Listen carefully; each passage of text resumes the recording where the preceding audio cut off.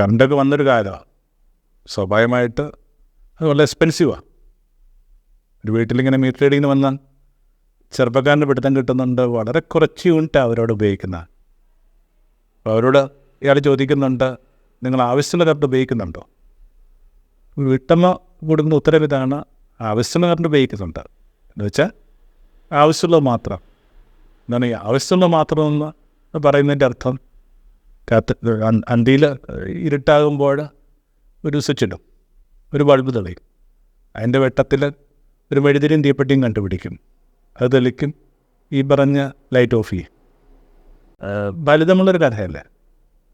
വസ്തു നമ്മൾ ചെയ്തുകൊണ്ടിരിക്കുന്ന ഏറ്റവും വലിയ അപരാധം ഇതാണ്. രാത്രി മുഴുവൻ പ്രകാശപൂരിതമാക്കാൻ കെൽപ്പുള്ള വലിയ ഗുരുസാന്നിധ്യങ്ങൾ നമ്മളോടൊപ്പം ഉള്ളപ്പോൾ നമുക്ക് ആവശ്യം ഒരു ചുവടിന് വെളിച്ചം തരുന്ന ഒരു മുനിഞ്ഞു കത്തുന്ന മെഴുതിരി വെളിച്ചം മാത്രം മതിയായിരുന്നു. We need to explore our masters. ഗുരുക്കന്മാർ വലിയ ഖനിയാണ്. ഓരോ ചുവടും ഉള്ളിലേക്ക് പോകുന്ന അനുസരിച്ചിട്ട് ഒരിക്കൽ സരളമായിട്ട് നമ്മൾ മനസ്സിലാക്കിയ കാര്യങ്ങൾക്ക് എന്തുമാത്രം ഗുരുത്വമാണ് നമുക്ക് പിടുത്തം കിട്ടും. നമ്മൾ ചെയ്തുകൊണ്ടിരിക്കുന്ന ഏറ്റവും വലിയ അപരാധം നമ്മൾ നമുക്കിണങ്ങിയ മട്ടിൽ ഈ ഗുരുക്കന്മാരെ വ്യാഖ്യാനിച്ചുകൊണ്ടിരിക്കുന്നുള്ള, അവർക്കിണങ്ങിയ മട്ടിൽ പ്രകാശിക്കുന്നതിന് പകരമായിട്ട്.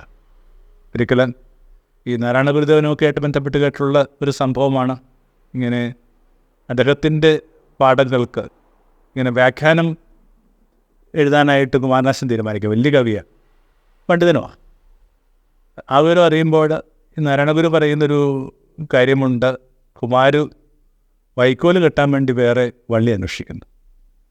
വൈക്കോല് കെട്ടുന്നതിന് വേറെ വള്ളി ആവശ്യമില്ലെന്ന് ഇത്തിരി കാർഷിക പരിശ്രമമുള്ള എല്ലാവർക്കും അറിയാം. അതിനകത്തുനിന്ന് തന്നെ ഒരു വള്ളി എടുത്ത് കെട്ടിയിട്ടാണ് നമ്മളിതിനെ കെട്ടുകളാക്കുക.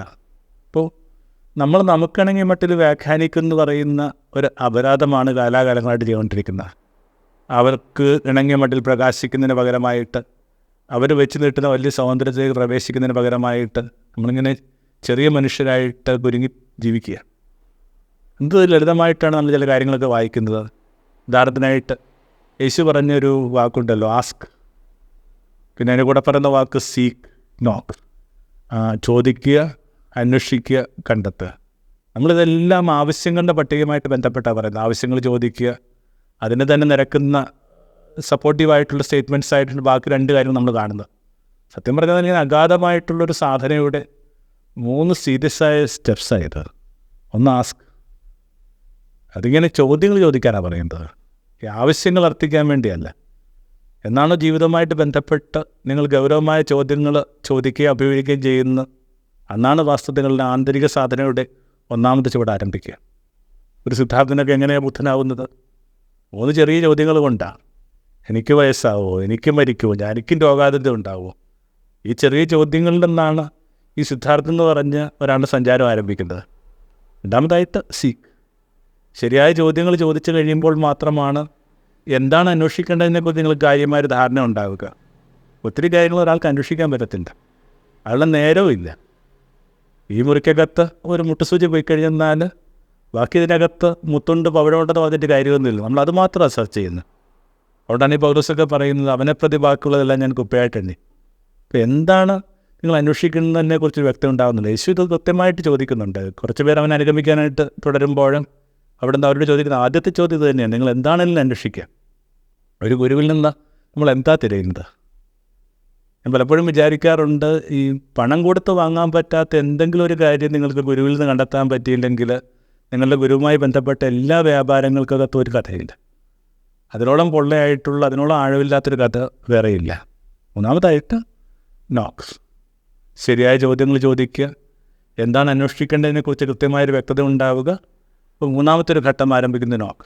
നോക്കെന്ന് പറയുന്നതിന് ലോകത്ത് എല്ലായിടത്തും ഒറ്റർത്ഥമേ ഉള്ളൂ, ഇങ്ങനെ മുട്ടിയിട്ട് കാത്തിരിക്കുക എന്നുള്ളത് മാത്രമേ ഉള്ളൂ. ഒരിടത്തും ആരും പറയുന്നില്ല ഈ വൈകുന്ന കൊണ്ട് ഈ ഡോർ ഞാൻ ചവിട്ടി പൊളിക്കാൻ പോകുമെന്ന് ആരും പറയുന്നില്ല. അതിൻ്റെ ഒരു രീതി എന്ന് പറയുന്നത് അകത്തുള്ള ആൾ ബെനവളൻ്റ് ആകുന്നത് വരെ ഇങ്ങനെ കാത്തു നിൽക്കുക എന്നുള്ളതാണ്. നമ്മുടെ അന്വേഷണങ്ങൾ കൊണ്ടും നമ്മുടെ ചോദ്യങ്ങൾ കൊണ്ടുമൊക്കെ അത് ശരിയായൊരു ഭൂമികയിലേക്ക് പ്രവേശിക്കുന്നുള്ള തെറ്റിദ്ധാരണ വേണ്ട. പിന്നെ ആ ഘട്ടമാണ് ഇങ്ങനെ കൊട്ടിയിട്ട് കാത്തിരിക്കുന്നതാണ് കണ്ണ് പൂട്ടിയിരിക്കുക എന്നുള്ള. പാരമ്പര്യങ്ങളൊക്കെ പറയുന്ന പൂമ്പാറ്റകളെ തേടി പോകുന്ന കുട്ടിയുടെ കഥ കണക്കാണ്. ഒരു കുട്ടി ഇങ്ങനെ പൂമ്പാറ്റയുടെ പിന്നാലെ പോവുക, ഓരോ പ്രാവശ്യനെ പിടിക്കാനായുമ്പോൾ അത് പറന്നു പോകുന്നു, പിന്നെയും പറന്നു പോകുന്നു. ഒടുവിൽ സന്ധ്യയിൽ തളർന്ന് ഈ കുട്ടി ഉറങ്ങുമ്പോൾ ഇതേ കുട്ടിയുടെ മൂർധാവിലേക്ക് ഇതേ പൂമ്പാറ്റ വന്ന് ചുംബിക്കുകയാണ്. നിങ്ങൾ ശാന്തമായിട്ടിരിക്കുകയാണെങ്കിൽ ഒരിക്കലും നിങ്ങൾ അറിഞ്ഞു കടന്ന് ഒരിക്കലും നിങ്ങൾ കളിപ്പിച്ചു പോയെന്ന് പറയുന്ന പല കാര്യങ്ങളും നിങ്ങളുടെ മൂർധാവിൽ വന്ന് ചുംബിക്കും. Thank you.